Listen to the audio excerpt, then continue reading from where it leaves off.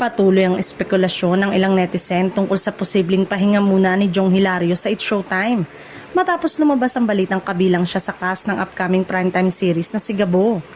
Marami ang nagtanong kung kakayanin ba niya ang sabay na hosting at acting commitments. Sa ngayon, walang opisyal na pahayag mula sa ABS-CBN o sa management na nagsasabing aalis o magpapahinga muna si Jong sa noontime show. Nanatili siyang active host ng It's Showtime kasama ang orihinal nitong lineup.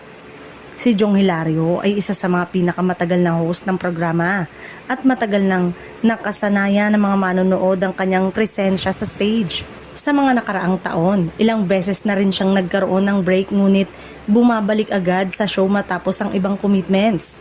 Ang si Gabo ay inaabangang primetime project ng ABS-CBN na nagdadala ng halo-halong aksyon at drama.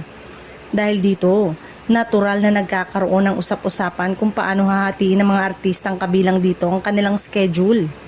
Ayon sa mga nakaraang sitwasyon sa industriya, karaniwan sa mga kapamilya stars ay flexible arrangement kapag sabay ang noontime at primetime project. Kaya hindi rin malayong maayos ang schedule ni Jong kung sakaling magkaroon ng conflict. Hanggang walang kumpirmasyon mula sa official sources, nananatiling haka-haka lamang ang isyong pag-alis o pahinga ni Jong Hilario sa It's Showtime. Patuloy siyang bahagi ng programa habang inaabangan ang kanyang posibleng pagganap sa si Gabo.